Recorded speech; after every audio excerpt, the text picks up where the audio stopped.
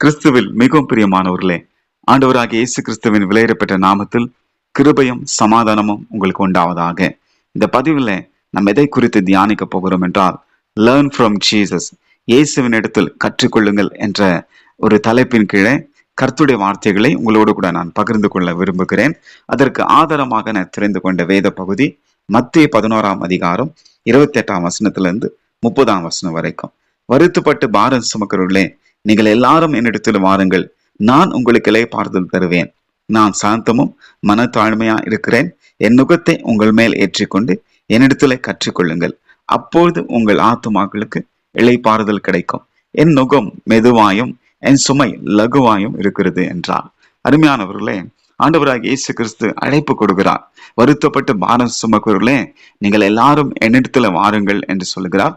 இளைப்பாறுதல் தருவேன் என்று வாக்கு பண்ணுகிறார். அந்த இளைப்பாறுதல் எப்படி கிடைக்கும் என்பதையும் ஆண்டவர் சொல்லி காட்டுகிறார். என்னிடத்துல கற்றுக்கொள்ளுங்கள், என் நுகத்தை ஏற்றுக்கொள்ளுங்கள், அப்பொழுது உங்களுக்கு இளைப்பாறுதல் கிடைக்கும் என்பதாக சொல்லுகிறார். அப்போ இந்த உலகத்துல நாம் ஆண்டவராகிய இயேசுவிடத்துல கற்றுக்கொள்ள வேண்டும், பாடங்களை கற்றுக்கொள்ள வேண்டும், படிப்பினைகளை கற்றுக்கொள்ள வேண்டும். இந்த உலகம் தவறானவைகளை போதிக்கிறது. இந்த உலகத்தை பார்க்கும்போது நல்லதை போதிக்கிறது கிடையாது. இன்றைக்கு நவீன இந்த உலகத்துல போதிக்கிறதெல்லாம் கெட்டதா இருக்கிறது. ஆனால் ஆண்டவராகிய இயேசு கிறிஸ்து அவருடைய போதனைகளை கவனித்து பார்க்கும்போது அவர் சிறந்ததையும் நல்லதையும் ஆண்டவர் தம்முடைய சீஷர்களுக்கு போதித்திருக்கிறார். இந்த உலகத்துல 2 குரூப் இருக்காங்க. ஒன்னு எஜுகேட்டர், இன்னொன்னு கம்யூனிகேட்டர். அப்படி என்றால் எஜுகேட்டர் என்றால் படிப்பாளிகள், கம்யூனிகேட்டர் என்றால் பேச்சாளர். ஆண்டவராகிய இயேசு கிறிஸ்து அவர் படிப்பாளர் கிடையாது, அவர் கம்யூனிகேட்டர், அவர் சிறந்த பேச்சாளர். ஏனென்றால் அவருடைய பேச்சை குறித்து, அவருடைய பிரசங்கத்தை குறித்து, அவருடைய வார்த்தைகளை குறித்து பலர் ஆச்சரியப்பட்டார்கள். ஒரு சில வசனங்களை உங்களுக்கு சுட்டி காட்ட விரும்புகிறேன். யோவான் எழுதின சுவிசேஷ புஸ்தகம் 7ஆம் அதிகாரம் 15ஆம் வசனத்தை வாசிக்கிறேன். அப்போது யூதர்கள் இவர் கல்லாதவராய் இருந்தோம் வேத எழுத்துக்களை எப்படி அறிந்திருக்கிறார் என்று ஆச்சரியப்பட்டார்கள். யூதர்கள், பரிசேயர்கள் அவர்களை பார்த்து, இயேசுவை பார்த்து ஆச்சரியப்பட்டார்கள். இவர் கல்லாதவராய் இருந்தோம், அப்படி என்றால் படிக்காதவராய் இருந்தோம், எந்த பாடசாலைக்கும் அவர் போகவில்லை, கல்லாதவராய் இருந்தோம், இவர் எப்படி பேசுகிறார் என்று சொல்லி ஆச்சரியப்பட்டார்கள். இன்னொரு வசனத்தை நாம் படிக்க போகிறோம். யோவான் 7ஆம் அதிகாரம் 46வது வசனம். சேவகர் பிரதித்திரமாக, அந்த மனுஷன் பேசுகிறது போல ஒருவனும் ஒரு காலம் பேசினதில்லை என்றார்கள். இந்த வசனம் என்ன சொல்கிறது? பரிசேயர்கள் ஆண்டவராகிய இயேசு கிறிஸ்துவை பிடித்து கொண்டு வரும்படி சேவகர்களை அனுப்புகிறார்கள். அந்த சேவகர்கள் போய் இயேசுவை பிடிக்க வேண்டும் என்று வந்தவர்கள் அவர் பேச்சினால ஸ்தம்பித்து நின்று, இவரை போல ஒருவரும் பேசினதில்லை என்பதாக அவர்கள் போய் பதில் சொல்கிறார்கள். என்ன சொல்கிறார்கள்? இந்த வசனம் என்ன சொல்கிறது பாருங்க. மீண்டும் நான் படிக்கிறேன். அந்த மனுஷன் பேசுகிறது போல ஒருவனும் ஒரு காலம் பேசினதில்லை என்றார்கள். பாருங்க எந்த அளவுக்கு இயேசு கிறிஸ்துடைய வார்த்தைகள் பவர்ஃபுல்லா வல்லமை உள்ளதா இருந்தா, இங்க தொடப்பட்டு பிடிக்க போறவங்க தொடப்பட்டு அவரை மாதிரி ஒருத்தர் பேசினது இது வரைக்கும் நாங்க பார்த்தது இல்லை, அந்த அளவுக்கு அவர் வார்த்தை இருந்தது என்பதாக சொல்கிறார்கள். அது மாத்திரமல்ல, மத்தேயு 7ஆம் அதிகாரம் 28, 29 வாசித்து பார்க்கும்போது வேதம் சொல்லுகிறது, அவர் வேத பாரகரை போல போதியாமல் அதிகாரமுடையவராய் அவர் போதித்தார், அதனால அவர் போதகத்தை குறித்து ஆச்சரியப்பட்டார்கள் என்று வேதம் சொல்லுகிறது. லூக்கா 4ஆம் அதிகாரம் 22ஆம் வசனத்துல அவர் வாயிலிருந்து கிருபையுள்ள வார்த்தைகளை குறித்து சாட்சி கொடுத்து, இவன் தச்சனுடைய குமாரன் அல்லவா என்று சொல்லி அவர் வார்த்தை குறித்து ஆச்சரியப்பட்டார்கள். இப்படி தேவன் பேசின ஒவ்வொரு இடத்திலும் சமயத்துக்கேற்ற ஒரு வார்த்தை சொன்னார். சரியான நேரத்துல சரியான வார்த்தையை ஜனங்களுக்கு போதித்தபடினாலே அவர் வார்த்தை குறித்து ஆச்சரியப்பட்டார்கள். அருமையானவர்களே, இயேசுவிடம் தான் நாம் சிறந்ததை கற்றுக்கொள்ள முடியும். ஆண்டவராகிய இயேசு கிறிஸ்து ஜெபத்தை குறித்து கற்றுக் கொடுத்தார், விசுவாசத்தை எப்படி பிராக்டிஸ் பண்ண வேண்டும் என்று கற்றுக் கொடுத்தார். அது மாத்திரமல்ல, பல காரியங்களை அவருடைய சரித்திரத்துல, அவருடைய சுவிசேஷ புஸ்தகங்களிலே எப்படியெல்லாம் எதெல்லாம் அவர் கற்றுக் கொடுத்தார் என்று சொல்லி பெரிய ஒரு லிஸ்ட் இருக்கிறது. ஆனால் இன்றைக்கு முக்கியமாக சாத்தானை அவர் எப்படி ஜெயித்தார் என்பதை நாம் பார்க்க போகிறோம். அதற்கு முன்பாக ஒரு 3 விஷயங்களை நம்முடைய ஆவிக்குரிய ஜீவிதத்தில் நாம் தெரிந்து கொள்ள வேண்டும். முதலாவது, தேவனை அறிந்து கொள்ள வேண்டும். தேவனை அறிகிற அறிவு நம்முடைய வாழ்க்கையில பெருக வேண்டும். ஏனென்றால் தேவனை அறிவதே நித்திய ஜீவன் என்று சொல்லி ஆண்டவராகிய இயேசு கிறிஸ்து மிக தெளிவாக சொல்கிறார். அது மாத்திரமல்ல, நாம் யார் என்பதை அறிய வேண்டும். நாம் கிறிஸ்துக்குள்ள எப்படி இருக்கிறோம், எந்த ஸ்தானத்துல நம்மை கர்த்தர் வைத்திருக்கிறார், நம்மை தேவ பிள்ளைகளாக, நீதிமான்களாக, கிறிஸ்துவுடன் உடன் சுதந்திரங்களாக, இப்படி நாம் யார் என்பதை அறிந்து கொள்ள வேண்டும். காரணம், நாம் யார் என்று அறியாவிட்டால் இன்றைக்கு சத்ரு ஈஸியாக, சுலபமாக ஏமாற்றி விடுவான். ஏன்னா நம்முடைய ஐடென்டிட்டி நமக்கு தெரியலன்னா சாத்தான் நம்ம ஏமாற்றி விடுவான், மனிதர்களும் நம்மை ஏமாற்றி விடுவார்கள். அதனால நாம் யார் என்பதை மிக கருத்தாக நாம் அறிந்து கொள்ள வேண்டும். அது மாத்திரமல்ல, நம் எதிரி யார் என்பதை அறிந்து கொள்ள வேண்டும். அப்பொழுதுதான் சாத்தானுடைய தந்திரங்களை நாம் அறிந்து கொள்ள முடியும். அப்போஸ்தலனாகிய பவுல் சொல்லுகிறார், அவனுடைய தந்திரங்கள் அறியாதவைகள் அல்லவே என்று சொல்லுகிறார். காரணம், பிசாசுடைய தந்திரங்களை அப்போஸ்தலனாகிய பவுல் நன்றாக அறிந்திருந்தார். ஆண்டவராகிய இயேசு கிறிஸ்து கூட பிசாசை எப்படி துரத்த வேண்டும், பிசாசை எப்படி எதிர்த்து நிற்க வேண்டும், எப்படி அவனை ஓவர் கம் பண்ண வேண்டும் என்பதாக ஆண்டவர் வேதத்துல நமக்கு கற்றுக் கொடுத்திருக்கிறார். இன்றைக்கு அதை குறித்து தான் நாம் பார்க்க போகிறோம். உங்களிடத்தில் வேத புஸ்தகம் இருக்குமானால் நீங்கள் மத்திய 4ஆம் அதிகாரத்தை திருப்பிக் கொள்ளுங்கள். மத்திய 4ஆம் அதிகாரம் 1ஆம் வசனம். அப்பொழுது இயேசு பிசாசினால் சோதிக்கப்படுவதற்கு ஆவியானவராலே வனாந்திரத்திற்கு கொண்டு போகப்பட்டார். 3ஆம் அதிகாரம் அவர் ஞானஸ்தானம் எடுத்ததை காண்பிக்கிறது. 4ஆம் அதிகாரம் வனாந்திரத்தில் அவர் சோதிக்கப்பட்ட காரியங்களை குறித்து பரிசுத்த ஆவியானவர் எழுதி வைத்திருக்கிறார். பைபிள் சொல்லுகிறது, அவருக்கு பசி உண்டான சமயத்தில் சரியான நேரத்தில் சோதனைக்காரன் சோதிக்கிறான். அருமையான தேவ பிள்ளைகளே, சாத்தான் எப்பொழுது வருவான் என்றால், நம்ம எந்த பலவீனத்தில் இருக்கிறோம், எந்த சூழ்நிலை இருக்கிறோம் என்பதை கண்டுபிடித்து சரியான அந்த நேரத்துல நம்மை தாக்க வருவான். அதுதான் இது வேதம் சொல்லுகிறது. 2ஆம் வசனத்தை வாசித்து பாருங்கள். அவர் இரவும் பகலும் 40 நாள் உபவாசம் இருந்த பின்பு அவருக்கு பசி உண்டாயிற்று. அப்பொழுது சோதனைக்காரன் சோதிக்கிறான்.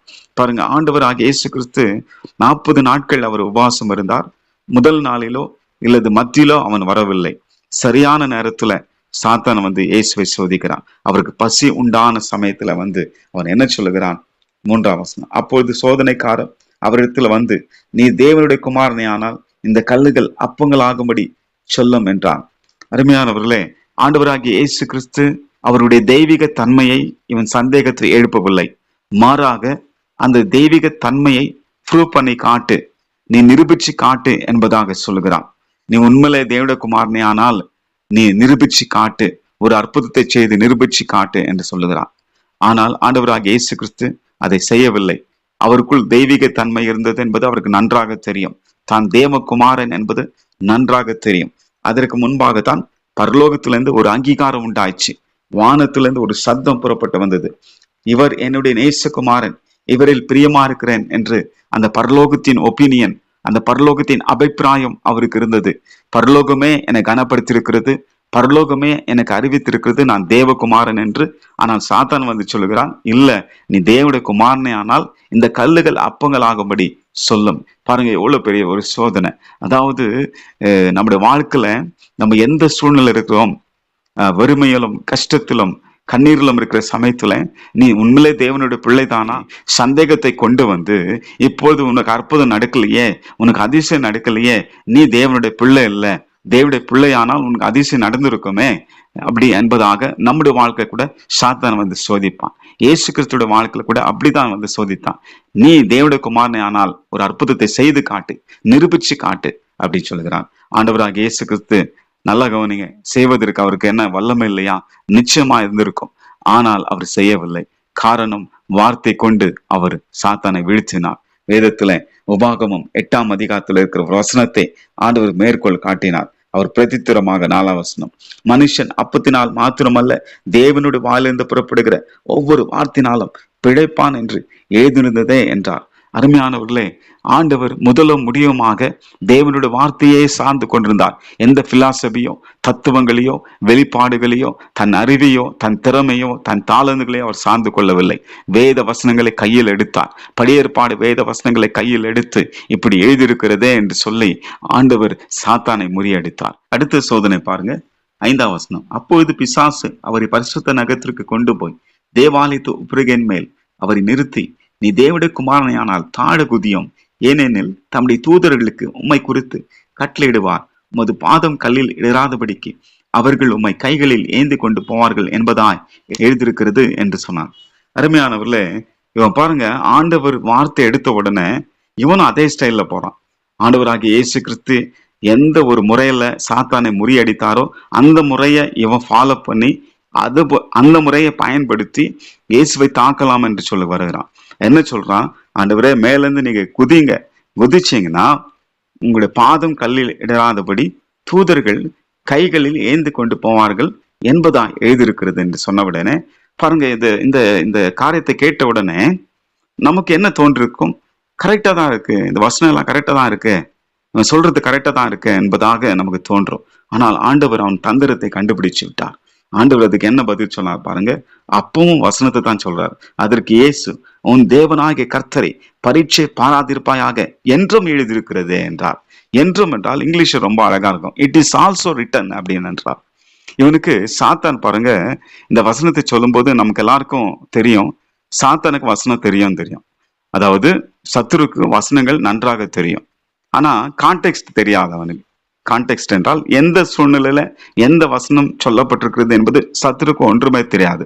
அதனால்தான் சங்கீத 90 இருக்கிற அந்த வசனத்தை கான்டெக்ஸ்ட்ல இருந்து வெளியெடுக்கிறான். கான்டெக்ஸ்ட்ல இருந்து வெளியெடுத்து, நீ மேல இருந்து கீழே குதி ஆண்டவரே, அப்போ தூதர்கள் வந்து உன் கையில ஏந்தி கொண்டு போவேன். அப்போ இயேசு சுவாமி சங்கீத 91 அவருக்கு நல்லா தெரியும், அதை நன்றாக அறிந்திருந்தார். அதனுடைய கான்டெக்ஸ்ட் என்ன, அதனுடைய சூழ்நிலை என்ன என்று ஆண்டவர் அறிந்திருந்தார்.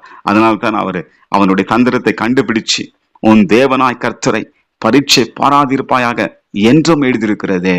அதாவது இந்த வசனத்துல ஆண்டவர் அவன் தந்திரத்தை எப்படி கண்டுபிடிச்சார் என்றால், சங்கீத 91 நீங்க படிச்சு பாருங்க. உன்னதமானவர் மறைவில் இருக்கிறவன் சர்வ வல்லவரின் நிலையில் தங்குவான். யாரெல்லாம் உன்னதமானுடைய மறைவில் இருக்கிறார்களோ, சர்வ வல்லவருடைய நிழலில் தங்குகிறார்களோ, அவர்களுக்கு மாத்திரம்தான் ஆண்டவர் வாக்கு பண்ணியிருக்கிறார், தூதர்கள் வந்து கைகளில் ஏந்தி கொண்டு போவார்கள். அவுட் ஆஃப் கான்டெக்ட்லயோ அல்லது தவறான முறையிலோ அல்லது பாவ காரியங்களிலோ தேவ தூதர்கள் வந்து உதவி செய்ய மாட்டார்கள். ஒருவன் தேவ சித்தத்திற்குள் இருக்கும்போது, தேவனுடைய மறைவில் இருக்கும்போது, தேவனுடைய நிழலிலே தங்கியிருக்கும் போது அவனுக்கு மாத்திரமே தேவ தூதர்கள் வந்து உதவி செய்வார்கள் என்பதாக இந்த வசனம் சொல்லுகிறது. ஆனா சாத்தான் அந்த சூழ்நிலையிலிருந்து வெளியே எடுத்து, கான்டெக்ட்ல இருந்து வெளியெடுத்து இந்த வசனத்தை சொல்லுகிறான். அப்போது ஆண்டவர் அதை கண்டுபிடித்து சொல்லுகிறார், இப்படியும் எழுதியிருக்கிறது, இட் இஸ் ஆல்சோ ரிட்டன் அப்படின்னு சொல்லுகிறார். அடுத்த சோதனை என்ன சொல்லுகிறது?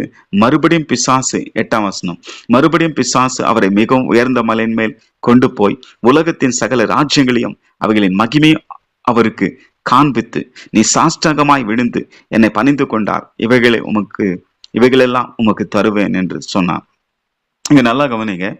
3வது சோதனை ஆண்டவர் சந்திக்கும் பொழுது பிசாசு அவரை மிகவும் உயர்ந்த மலையின் மேல கொண்டு போறான். கொண்டு போயிட்டு உலகத்தின் சகல ராஜ்யங்களையும், லூக்கா சொல்லும் போது எப்படி சொல்லுகிறான்னா, ஒரு நிமிஷத்துல காண்பித்தான். உலகத்தின் சகல ராஜ்யங்களையும் மகிமையும் காண்பித்து, லூக்கா இன்னொரு விஷயத்த சொல்லுறார். என்ன சொல்றாருன்னா, லூக்கா 4ஆம் அதிகாரத்தை நீங்க பிற்பாடு படிச்சு பாருங்க. அதுல சொல்லப்பட்டிருக்கிறது, இந்த ராஜ்யங்கள் எல்லாம் எனக்கு கொடுக்கப்பட்டிருக்கிறது, எனக்கு இஷ்டமானவனுக்கு இவைகளை தருகிறேன். அப்படி என்றால் இது யார் கொடுத்தது என்றால் நமக்கு எல்லாருக்கும் தெரியும், ஆதாம் ஏவாள் அவங்க பெற்றிருந்த அதிகாரத்தை அவங்க செய்த பாவத்தின் நிமித்தம் அதை அப்படியே சாத்தான் கையில கொடுத்து விட்டார்கள்.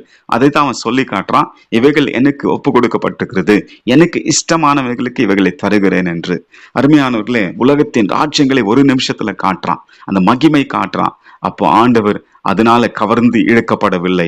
அவருக்கு நல்லா தெரியும், ஏனென்றால் இந்த உலகத்தின் அத்தனை ராஜ்யங்களையும் அவர் சொந்தமாக போகிறது என்பதும் அவருக்கு தெரியும்.